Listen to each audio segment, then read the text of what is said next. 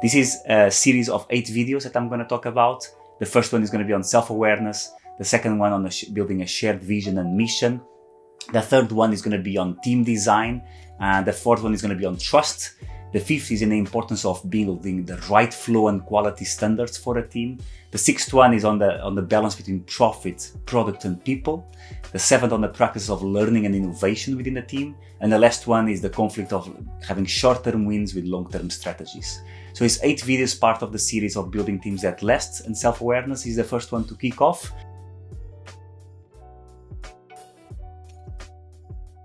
So, to summarize a couple of tips on how to build self-awareness even more. Start with investing on yourself and getting to know a deeper self by 1, asking for feedback. Secondly, you can perform assessments to know better your strengths and potential blind spots by doing some of the many assessments available online or even paid. And third, take time to reflect via journaling, meditation, or other kind of exercises.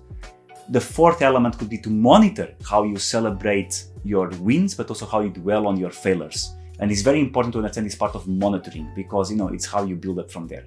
Fifth, to draw moments of your life that were meaningful and which emotional journey you passed through those moments. Sixth, to question your mental models and decisions on what worked for you and what might be before not working so well now. And, the last but not least is to understand that self-awareness is not like a static view, but to have a continuous understanding of how you were, what were the characteristics that you think and believe that you had in some of the teams that you managed before, some of the teams you were part of before, and how you are today, and celebrate that movement that you have within yourself.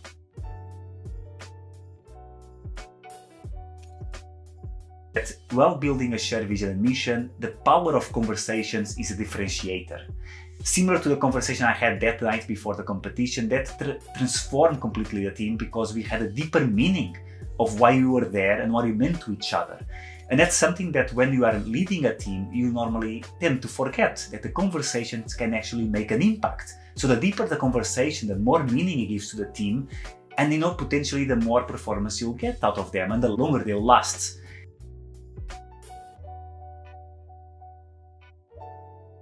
But talking about chess, there were 4 teachings that at the time I got from my teachers, from the experts that stayed with me since then, and I actually applied them to the teams. So let's go over those of them.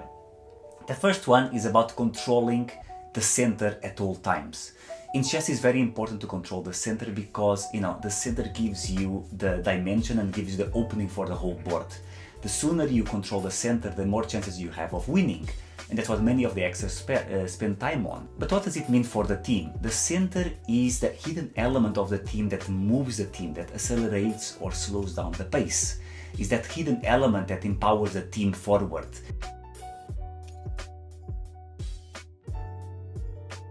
See, trust is like a forest. It takes time to grow and nurture each tree, but it can burn down with just a touch of carelessness. And that's why it's important to understand how trust is such a delicate and conscious topic you need to have on your mind as a team leader. Trust is built both vertically and horizontally. And most team leaders focus on building this kind of relationship on a vertical level. And what does that mean? It means that it spends a lot of the time and efforts on building trust between the team leader and the team. And that's fine. But the challenge with that is that if there is any mistake, even if it is unconsciously by the team leader, its ramifications and mistrust can spread quickly through the team.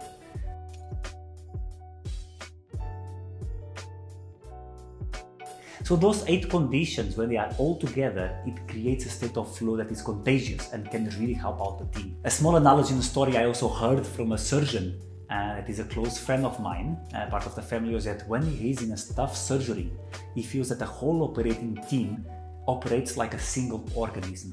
Like in a ballet where every individual contribution and performance helps out the group performance. And much similar to other situations, when they are all in synchrony, they feel that they have a sense of harmony and power. And it's the same for the teams. For flow to happen, the role of team leaders is to encourage their teams to discuss what the ideal environment looks like, what practices, systems, and tools they need in place for each individual to reach that state of flow.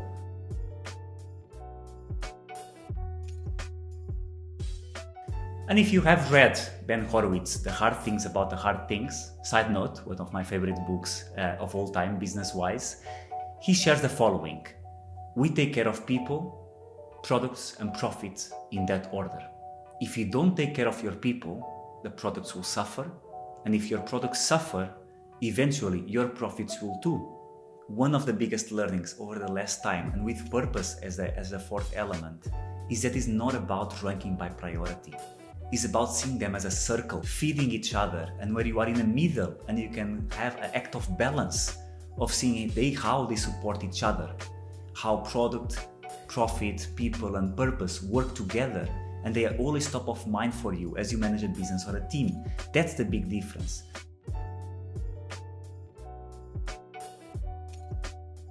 Element number 2 is to embrace experimentation. High learning teams experiment. And I'm not talking about experiments for example, growth hacking or experiments on products or services. I'm talking about experiments on a team. Having experiments on the team is also an extremely important element to increase the amount of learning in the team, such as, for example, how you run retrospectives. Can you find new ways to run retrospectives more effectively? How do you run critical meetings or brainstorm sessions, or even experiments on how to reduce your sprint from monthly to bi-weekly or weekly? All those experiments within the team are a great way to keep the team moving and keep the team innovating. And the best part is that you don't have to run the experiments yourself. You can have different people of the team running for you and running for the team.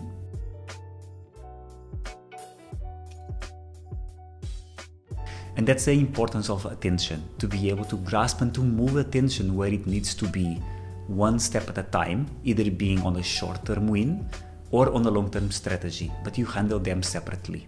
If you spend too much time on the short term and focusing on short-term wins, you will disconnect from the bigger picture and ultimately disconnect from the people you are trying to serve. Now finally, onto the story of reward.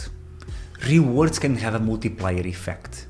If you reward your people and overall the organization for all the short-term wins and keep doing that over and over again and too often over time, what will happen is that the organization will shorten their horizon of time and will shorten their scope, meaning that they'll start losing sight of being ahead of the game and on a long-term strategy. And people will get used to the fact that they'll be getting recognized on the short term and try to play around that game. On the other side, if your organization focuses on long-term rewards, it might be too far off for the staff or for the people fighting for it and striving towards their long-term goal to feel rewarded along the way. I hope you enjoy the video series of Building Teams That Last. If you have any topics or suggestions on what the next series should be about, drop a comment below or share directly with me. As always, follow teamswithhugo.com on the different social media channels and visit our website for more resources. Ciao and obrigado. Ciao and obrigado. Ciao and obrigado. Ciao and obrigado. Ciao and obrigado. Ciao and obrigado. Ciao and obrigado. Okay, let's do it again. One more time. Sorry. The cake. The cake. Yes. You may never. And those are the two biggest lessons. Not the two biggest lessons. Yeah, it was actually the other topic. Let's look. Well, again, last chapter. All right. Again, last one. Come on, you can do this. Bring it home. Bring it home. Bring it home. To reward. Oh, this is such an easy one. All right. Oh, it's about embracing the fourth. All right. Secondly, I forgot the secondly. It is not, it is, but what happens when you have profit? Not profit. Moving a lot again. Okay. Circling. All right, another take for this one.